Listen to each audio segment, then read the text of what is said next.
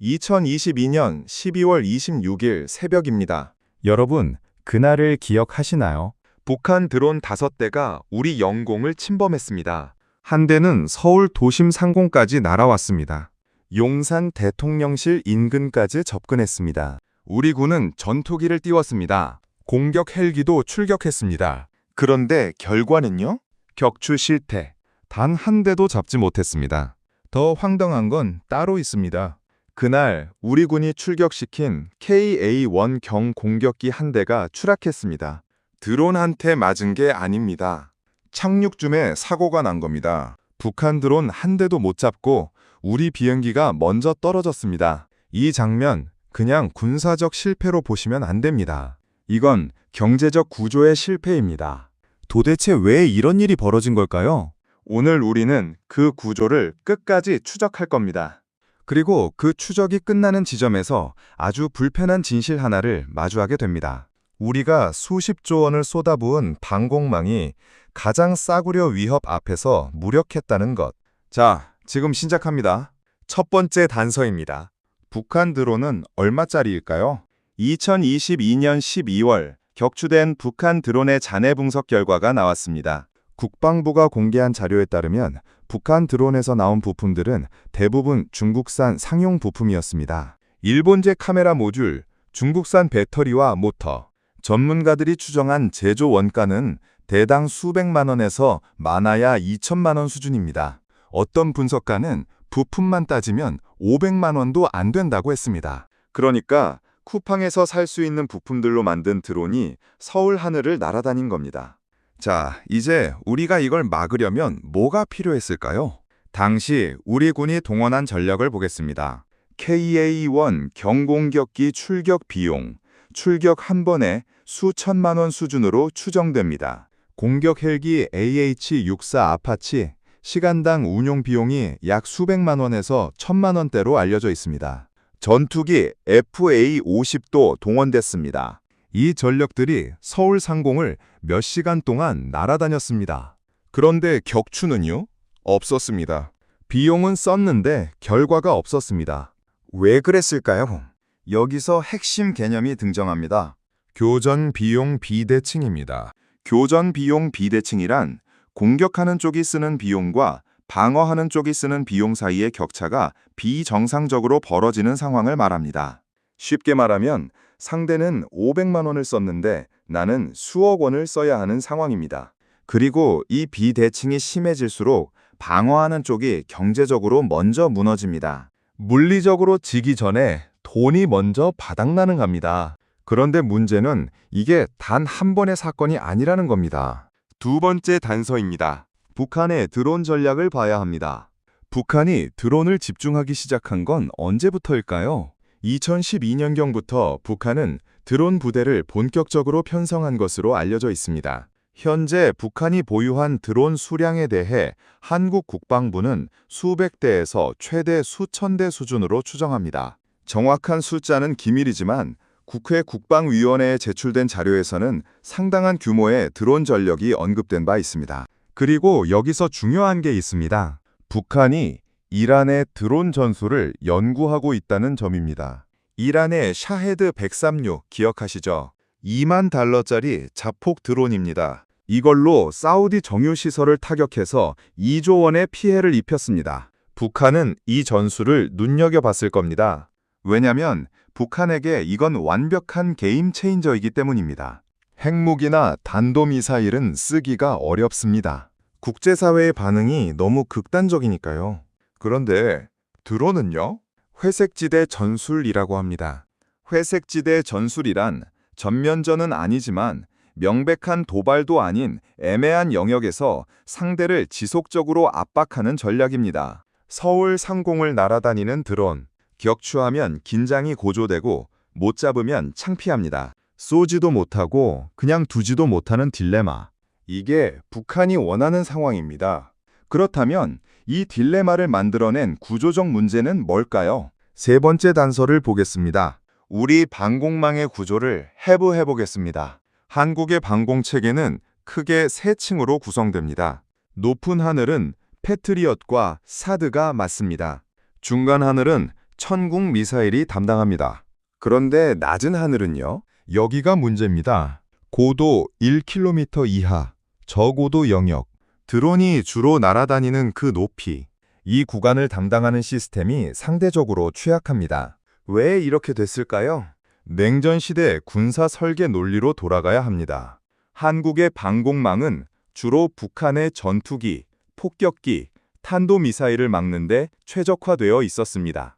빠르고 높고 크고 비싼 위협에 맞춰져 있었습니다. 느리고 낮고 작고 싸구려 위협인 드론은 주요 상정 위협이 아니었습니다. 이게 바로 앞서 말한 경로 의존성입니다. 한번 굳어진 방공 설계가 수십 년 동안 이어진 겁니다. 세금으로 쌓아올린 그 방어막에 저고도라는 구멍이 뚫려 있었습니다. 여러분, 이게 얼마짜리 구멍인지 한번 생각해 보시기 바랍니다. 패트리엇 포대 하나 구축하는데 약 1조 원 이상이 듭니다. 사드 체계는 그보다 더 비쌉니다. 천궁도 포대당 수천억 원 수준입니다. 우리가 수십조 원을 들여 만든 방공망이 수백만 원짜리 드론 앞에서 제대로 작동하지 못했습니다. 이건 단순히 무기가 부족한 문제가 아닙니다. 구조 자체의 문제입니다. 그렇다면 이 구조를 바꾸려면 어떻게 해야 할까요? 그리고 그 변화의 과정에서 우리가 몰랐던 흥미로운 반전이 하나 있습니다. 이제 돈의 흐름을 직접 추적해 보겠습니다. 북한이 드론 100대를 동시에 보낸다고 가정해 봅시다. 실제로 이런 포화 전술은 이란이 이스라엘에, 러시아가 우크라이나에 이미 사용한 방식입니다. 북한 드론 한 대 원가 넉넉하게 잡아서 2천만 원으로 보겠습니다. 100대면 총 20억 원입니다. 자, 이걸 우리가 막으려면 얼마가 들까요? 시나리오 A, 패트리엇으로 막는 경우입니다. 패트리엇 PAC-3 미사일 한 발 약 55억 원입니다. 100대를 전부 패트리엇으로 잡으면 5,500억 원입니다. 공격 측이 쓴 돈의 275배입니다. 그런데 현실은 더 가혹합니다. 드론 한 대에 미사일 한 발로 잡힌다는 보장이 없습니다. 실전에서는 요격 실패를 고려해도 두 발씩 쏘는 경우가 많습니다. 그러면 1조 1,000억 원입니다. 공격 측이 2조억을 써서 방어 측이 1조 원 이상을 쓰게 만드는 겁니다. 비율로 따지면 550대 1입니다. 100대의 드론 공격 한 번에 우리 방위비 예산 상당 부분이 날아갑니다. 여기서 재료비, 인건비, 운용비까지 분해해 보겠습니다. 패트리엇 미사일 한 발 55억 원을 쪼개보면 이렇습니다.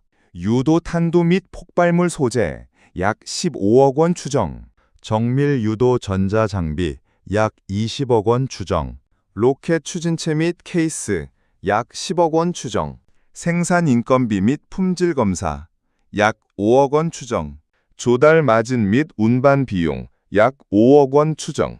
이렇게 해서 55억 원이 됩니다. 그런데 이 55억짜리를 발사해서 잡는 건 2천만 원짜리 드론입니다. 결국 2천만 원짜리를 잡기 위해 55억 원을 쓴 겁니다. 비율로 275대 1. 자동차 한 대 값을 막으려고 서울 도심 아파트 275채 값을 쏜 셈입니다. 이게 지금 우리 방공망의 경제학입니다. 자, 그렇다면 해외는 이 문제를 어떻게 풀었을까요? 실제 전장에서 답을 찾은 나라들이 있습니다. 우크라이나가 그 교과서입니다. 러시아는 2022년 이후 지금까지 수천 대의 드론을 우크라이나에 퍼붓고 있습니다. 초기에 우크라이나는 패트리엇 계열 미사일로 이걸 잡으려 했습니다. 결과는요, 재고가 빠르게 바닥났습니다. 비싼 미사일을 너무 빠르게 써버린 겁니다. 그러다가 독일이 게파드 자주대공포를 지원했습니다. 게파드, 1970년대에 만들어진 무기입니다. 50년 된 기술입니다. 35mm 기관포 두 문이 분당 1,100발을 발사합니다. 포탄 한 발에 약 5만 원에서 10만 원 수준입니다. 드론 한 대 잡는데 포탄 수십 발이 들어도 비용은 수백만 원입니다. 55억 원과 수백만 원. 같은 결과를 내는데 이 차이가 납니다. 그런데 여기서 반전이 있습니다. 독일에 게파드가 없습니다. 2010년에 전량 퇴역시켰습니다. 냉전이 끝났으니 필요 없다고 판단했던 겁니다. 지금 우크라이나에 보낸 게파드는 창고에서 먼지 닦고 꺼낸 것들입니다. 그마저도 이제 바닥났습니다. 여기서 비교해 볼 사례가 하나 더 있습니다. 이스라엘의 아이언돔을 보겠습니다.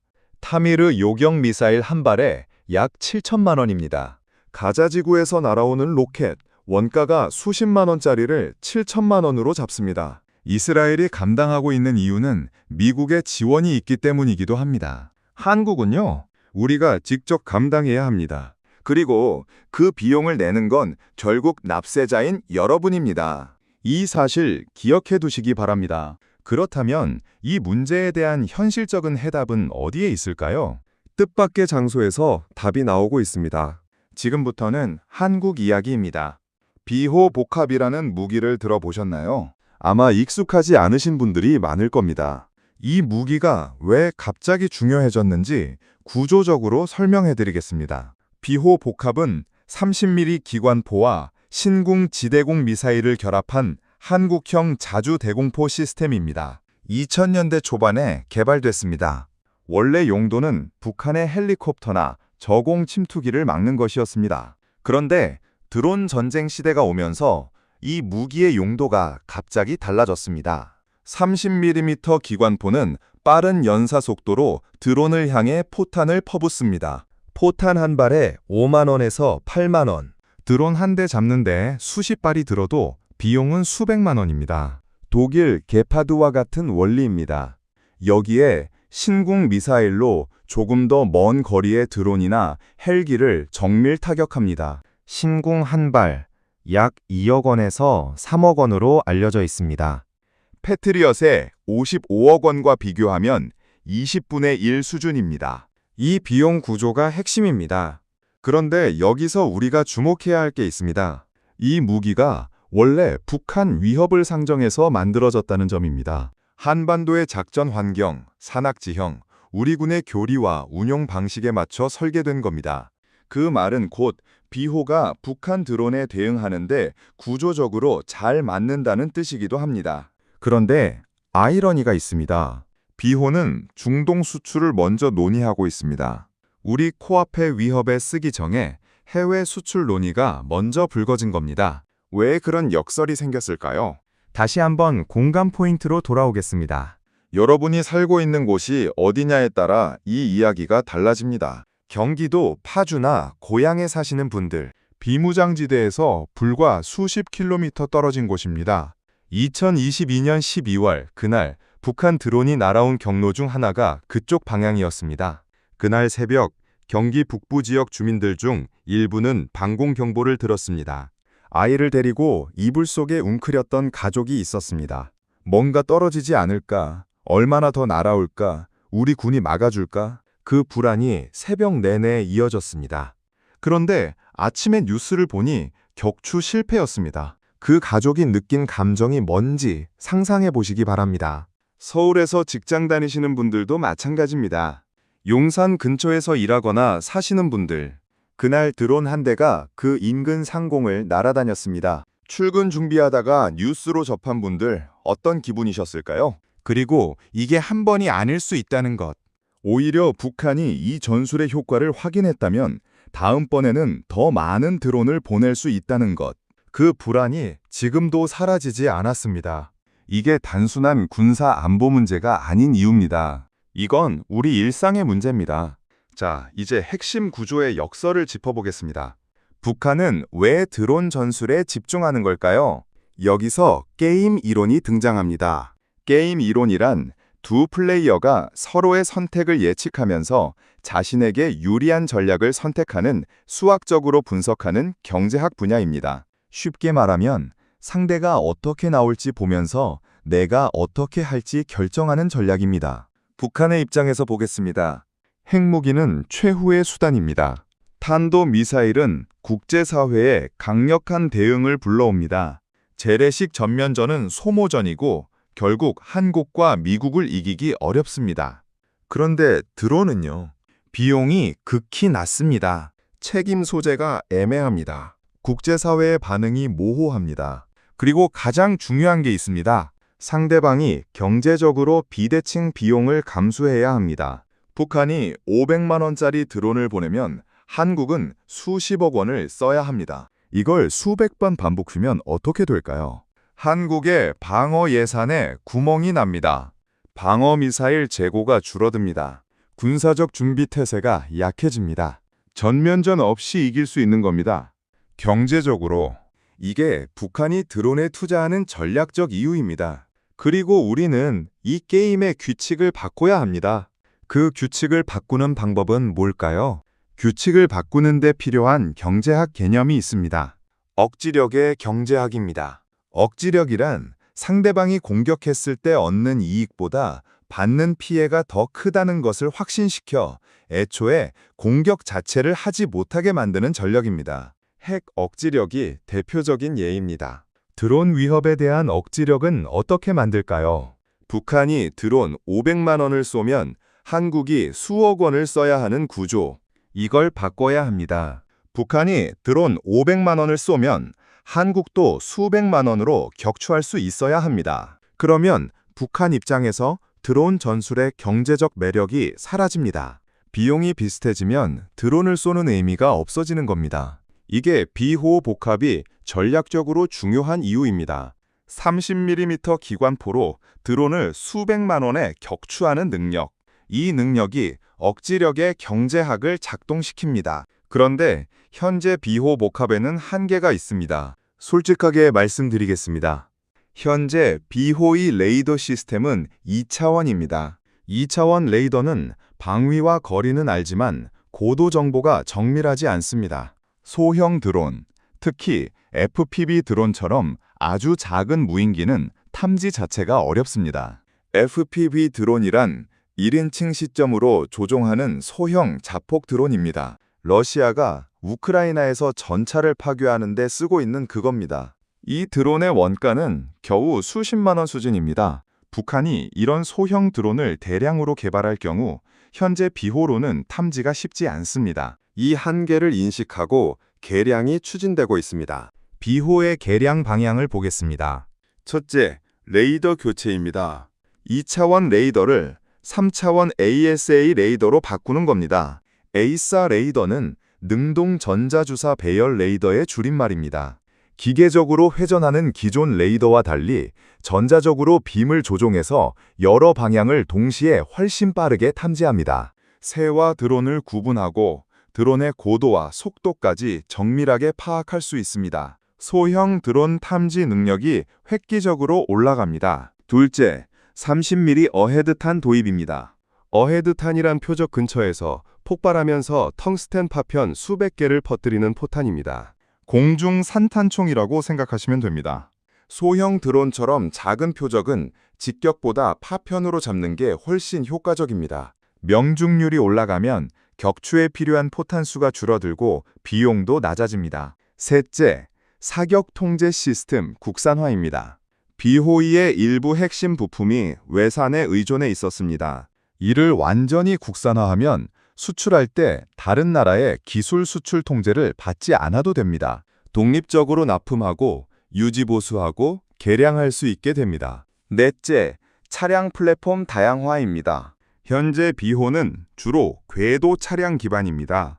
이 포탑 시스템을 바퀴 달린 장갑차, 차륜형 차량에도 탑재할 수 있게 모듈화하는 겁니다. 이렇게 되면 더 빠르게 기동하고 유지 보수도 쉬워집니다. 북한 드론 대응뿐 아니라 다양한 환경에서 활용할 수 있게 됩니다. 그런데 잠깐, 여기서 흥미로운 아이러니가 있습니다. 비호가 중동 수출을 먼저 논의하고 있다고 했는데 그게 나쁜 일만은 아닙니다. 오히려 역설적으로 우리한테도 좋은 일이 될 수 있습니다. 이유를 설명드리겠습니다. 방산 경제학에는 규모의 경제라는 개념이 있습니다. 규모의 경제란 같은 제품을 많이 만들수록 개당 생산 비용이 낮아지는 현상입니다. 공장을 돌리는 고정 비용은 똑같은데 그 비용을 나눠 가지는 제품 수가 늘어나니까요. 비호를 국내에만 100대 생산한다고 하면 한 대당 비용이 X입니다. 그런데 중동에 200대를 추가로 수출하면 총 300대를 만드는 겁니다. 규모의 경제가 작동해서 개당 생산 비용이 낮아집니다. 우리 군이 구매하는 비호의 단가도 낮아진다는 뜻입니다. 수출이 늘수록 우리 방어 비용이 낮아지는 구조입니다. 그리고 해외 운용에서 나오는 실전 데이터도 중요합니다. 중동 실전에서 어떤 드론에 효과적이었는지, 어떤 상황에서 한계가 있었는지, 이 데이터가 다시 계량으로 연결됩니다. 결국 수출이 우리 방어 능력 향상에도 기여하는 선순환이 만들어질 수 있습니다. 경제학적으로 이걸 정의, 외부 효과라고 합니다. 수출이라는 경제 행위가 방어 능력 향상이라는 예상치 못한 긍정적 효과를 만들어내는 겁니다. 이제 숫자로 전체 그림을 그려봅시다. 북한이 드론 100대를 동시에 투입하는 포화 공격. 우리가 패트리어트로 전부 막으면 최소 5,500억 원이 듭니다. 비호기관포로 막으면 어떻게 될까요? 드론 100대, 대당 포탄 30발 소모 과정, 포탄 단가 7만 원, 총 포탄 비용 약 2억 1천만 원. 비호 운영 비용 포함해서 넉넉히 잡으면 10억 원 내외, 5,500억 원 대 10억 원. 비율로 550대 1에서 5.5대 1로 바뀝니다. 물론 비호가 모든 드론을 완벽하게 격추한다는 보장은 없습니다. 일부는 통과할 수 있습니다. 그래서 비호만으로는 부족하고 레이저 무기나 전파 제밍 시스템과 함께 다층적으로 운영해야 합니다. 하지만 경제적 비대칭은 극적으로 줄어듭니다.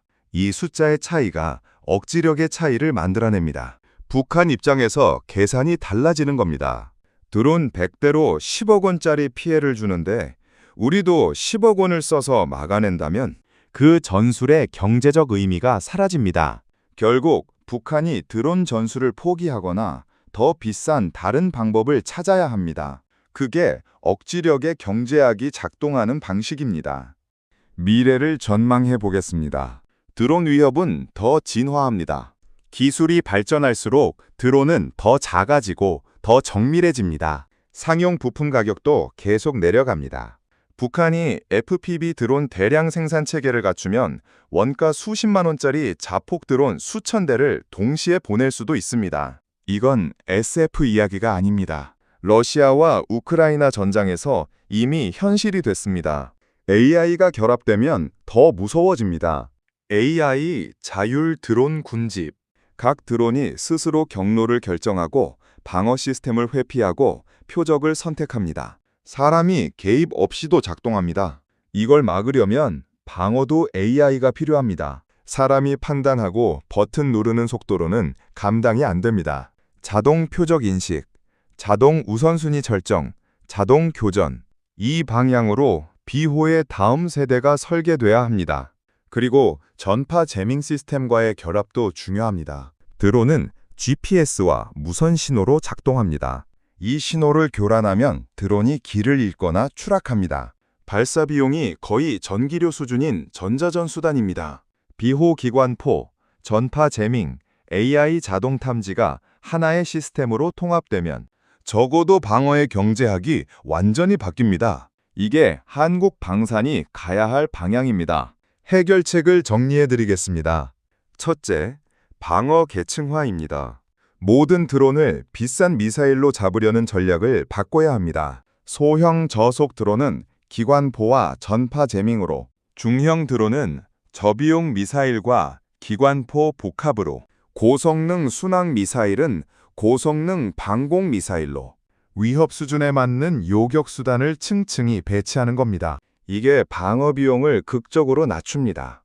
둘째, 핵심 부품 완전 국산화입니다. 비호를 포함한 국내 방산 무기의 핵심 부품을 외국에 의존하면 분쟁 시 공급망이 끊길 위험이 있습니다. 완전 국산화로 자율성을 확보해야 합니다. 그리고 수출할 때도 제약 없이 납품할 수 있어야 합니다. 셋째, 실전 데이터 기반 빠른 개량 사이클입니다. 드론 기술은 빠르게 변합니다. 방어 시스템도 빠르게 따라가야 합니다. 35년에 한 번 대규모 개량이 아니라 실전 데이터를 반영한 12년 단위의 빠른 소프트웨어, 하드웨어 업데이트 사이클이 필요합니다. 마지막으로 정리해드리겠습니다. 2022년 12월 26일 그날 새벽, 북한 드론이 서울 하늘을 날았습니다. 우리 군은 막지 못했습니다. 이건 단순한 군사적 실패가 아닙니다. 수십조 원을 들인 방공망이 수백만 원짜리 위협 앞에서 제대로 작동하지 않은 구조적 실패입니다. 그리고 이 실패의 원인은 경로 의존성입니다. 냉전 시대에 설계된 방공 체계가 드론 시대에도 그대로 유지된 것. 비싼 미사일로 싸구려 드론을 잡으려는 자원 미스매칭.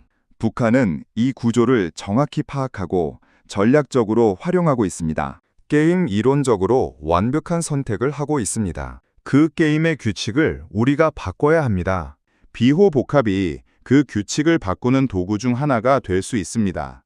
50년 된 대공포 개념이 드론 시대에 화려하게 부활하는 이유가 바로 이겁니다. 무기의 가치는 설계 당시가 아니라 전장의 경제학이 결정합니다.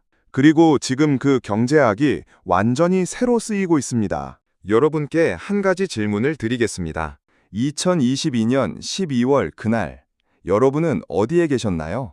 그 뉴스를 들었을 때 어떤 생각이 드셨나요? 우리 방공망의 적어도 취약점, 어떻게 해결해야 한다고 생각하시는지 댓글로 의견을 남겨주시기 바랍니다. 전문가분들의 의견도 일반 시민분들의 생각도 모두 소중합니다. 오늘 영상이 도움이 되셨다면 구독과 좋아요 부탁드립니다. 이 채널이 더 깊은 분석을 이어갈 수 있는 힘이 됩니다. 다음 영상에서 뵙겠습니다.